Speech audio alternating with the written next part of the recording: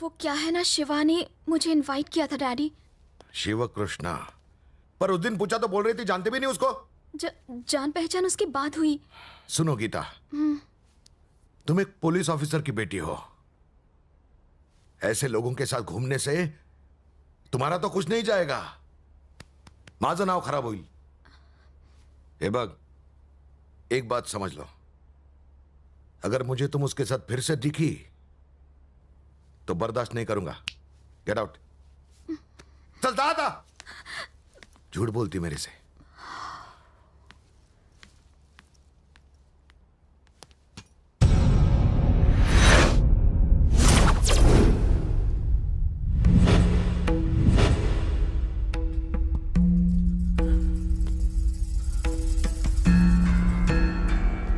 नालायक है तू। अरे मुझे शर्म आती है तुझे अपना छोटा भाई कहने में। किसी काम का ना है तू, गधा है, नालायक है तू। जा डूब मर।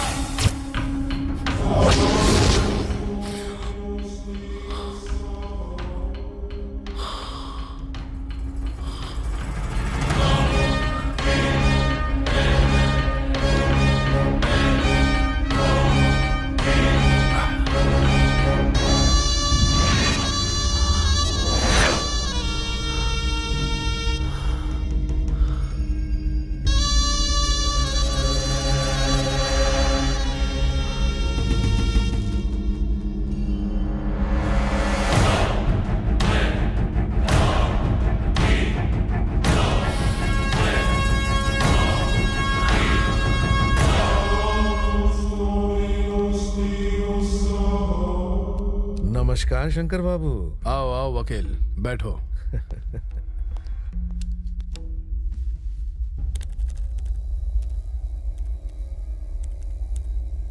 ये काम किसी एक इंसान का है ऐसा मुझे नहीं लगता, किसी गैंग ने किया। ये शेवटी काली प्रसाद कोई आलतू फालतू इंसान नहीं थे। उनकी मौत के बाद शहर में जो लफड़े चालू हो गए हैं, पहले उनको निपटाऊंगा, फिर उनके कातिलों को जेल में डालूंगा और ऐसी ही प्रेस कॉन्फ्रेंस रख के उन सब का पर्दाफाश आप सबके सामने करूंगा।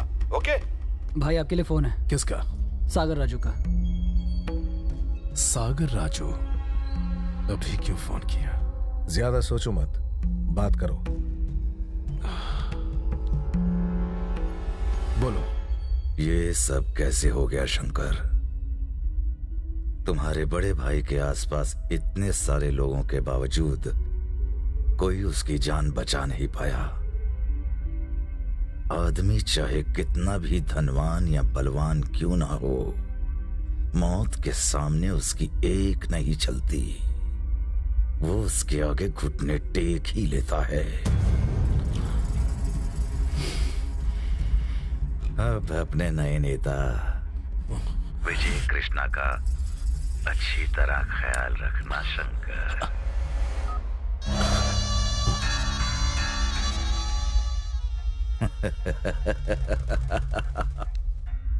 सब लोग अंदर आ जाओ। मेरे भैया को विजय कृष्णा के कहने पर बेरहमी से मारा गया। उन्हें शादी में बुलाया और वहां मरवा दिया ताकि किसी को उस पर शक ना हो। यह खबर पूरे शहर में फैल जानी चाहिए। अफवाह को इस तरह फैलाओ कि वो सच लगे। मेरे भाई ने जिस आदमी पे इतना भरोसा किया, उसी ने उसके पीठ में छुरा घोंप दिया। ये कहानी मुंबई के बच्चे बच्चे को सच लगनी चाहिए। चलो जाओ। शंकर, तुम जो कर रहे हो वो गलत है। विजय तुम्हारे भाई का खून कैसे करवा सकता है? कहीं तुम पागल तो नहीं हो गए? मेरे भाई का खून कैसे हुआ ये मैं शहर के लोगों को बताऊंगा। वहां एक एक आदमी विजय कृष्णा को गालियां देगा। सुन लिया ना? तुम्हें याद दिला दूं, तुम्हारे भैया विजय को बिल्कुल अपने छोटे भाई की तरह मानते थे। भैया तो मर चुके हैं और मेरा भेजा गर्म है। अभी तुमसे कोई बात नहीं करनी मुझे। यहां से जाओ। कहा ना जाओ।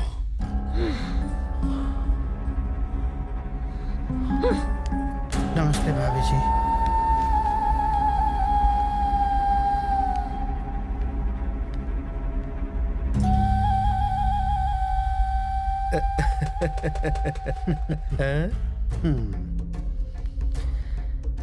ईश्वर इनकी आत्मा को शांति दे। खुद को अकेला मत समझो शंकर। देखो विजय, जो हुआ उसे भूल जाओ। काली जी की मौत के लिए तुम उन्हें मारोगे और वो बदले में तुम्हें नहीं छोड़ेगा। फिर मुझे तुम सब लोगों के खिलाफ एक्शन लेना पड़ेगा। पुलिस को कमजोर कभी मत समझना। मेरी गन गुंडों को मारने के लिए है, दिवाली के फटाकों के लिए नहीं। देखो, इस सोए हुए शेर को जगाने की गलती कभी मत करना। घुस रहा है क्या कुछ दिमाग में? शानपना किया तो ठोक दूंगा। देखिए सर, काली भाई आपके सामने मारे गए, पर आप वहां खड़े होकर तमाशा देख रहे थे। अब हमें यहाँ बुलाकर वार्निंग दे रहे हैं। तुम पुलिस वालों का डर तो हमारे दिल से बहुत पहले निकल गया था। काली भाई के कातिल मरेंगे जरूर। या तो आप उन्हें पकड़ लें या फिर हम पकड़ेंगे। अगर आपने उन्हें हमसे पहले पकड़ा तो वो बच सकते हैं, और कहीं अगर हमने उन्हें पकड़ लिया तो मैं उन्हें अपने हाथों से मारूंगा। ये बात फिक्स है। तुम लोग साले सुधरोगे नहीं। घास चढ़ने गया दिमाग तुम्हारा। तुमने तुम्हारे काली को मारा ऐसी अफवाह है, फिर भी मैंने तुम्हें हाथ तक नहीं लगाया। लेकिन मेरी परीक्षा मत लेना। तुमने कंट्रोल खोया तो मुझे मामला कंट्रोल करना पड़ेगा। जाओ, चले जाओ नालायक। All the best sir.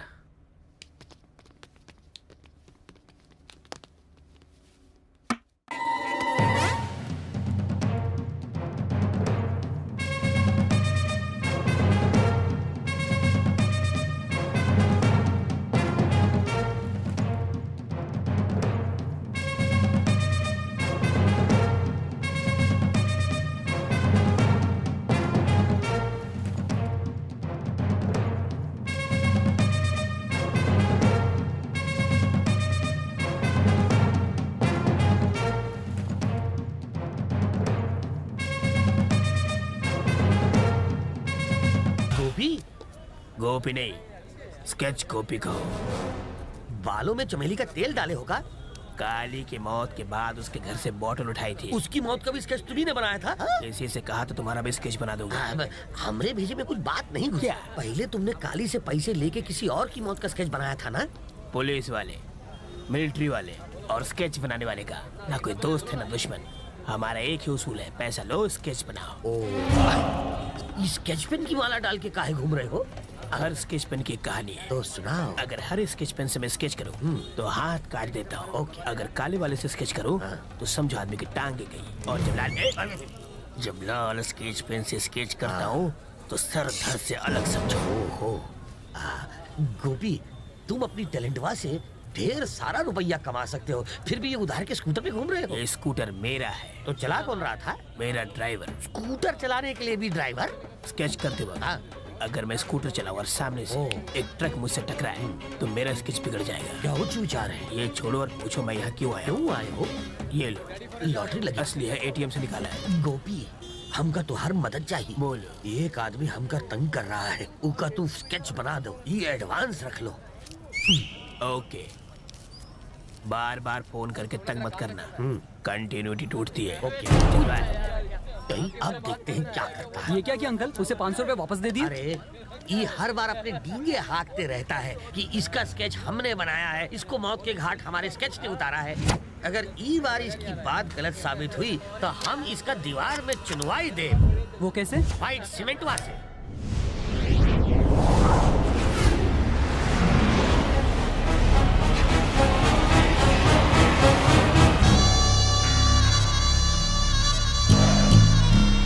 तो शंकर, तुम्हें क्या लगता है कि अपने भाई की मौत के बाद तुम बहुत बड़े डॉन बन गए हो? सुनने में ये आया है कि विजय कृष्णा ने कातिलों को ढूंढकर सबके सामने मारने की कसम खाई है। अगर उसे पता चल गया कि तुमने अपने भाई को मरवाया है, तुम बचोगे नहीं।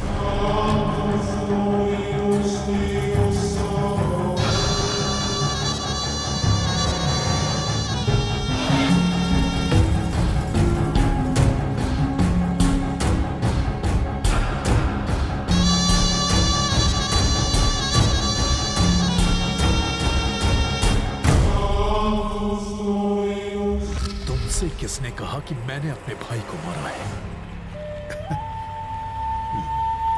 मैंने अपने बाल धूप में सफेद नहीं किए। कौन क्या है, क्या कर सकता है, ये बात मैं बहुत अच्छी तरह समझ सकता हूँ। मुझे इतना नादान मत समझो। खैर, ये सब जाने दो शंकर, बस मेरी बात को ध्यान से सुनो। इस शहर में विजय कृष्णा का नेटवर्क बहुत ही कमाल का है। जानते हो, वो तुम्हारे भाई के 2 कातिलों को ढूंढ के उन्हें मार तक चुका है। अगले कातिल को भी वो बहुत जल्दी ढूंढ लेगा। अगर उसने उसकी आंखों में आंखें डालकर पूछा कि काली को किसने मरवाया है और उसने बता दिया कि तुम उसकी मौत के लिए जिम्मेदार हो, तो ये विजय कृष्णा दंदनाता हुआ तुम्हारे घर में घुस के बिना किसी सवाल जवाब के तुम्हें मौत के घाट उतार देगा। उसे रोकने का कोई तरीका? देखो बेटा शंकर, तुमने जितने पटाखे फोड़े हैं, मैंने उससे कहीं ज्यादा दिवालियां मनाई हैं। अगर तुम चाहते हो कि विजय कृष्णा के हाथ तुम्हारे गले से दूर रहें, तुम्हें खुद को उसकी पहुंच से काफी ऊपर उठाना होगा, और ये करने का सिर्फ एक ही तरीका है, राजनीति। मुझे पॉलिटिक्स का कोई शौक नहीं। जिंदा रहने का तो है। आओ, बैठो। शंकर, सबसे पहले तुम्हें वर्कर्स और स्टूडेंट यूनियंस के साथ एक मीटिंग करनी होगी। उन्हें भरोसा दिलाना है कि उन्हें तुम्हारे साथ की बहुत जरूरत है। उन्हें धमका के नहीं, बल्कि दिल जीत के अपनी तरफ करो। तुम खुद उन सब की ताकत बनो। और अब बताता हूं आगे का प्लान। धर्म के नाम पर प्रांत को ढाल बना के हम जनता को उकसाएंगे, और इसके लिए हमें शहर की 25-30 बसों को तोड़ना होगा।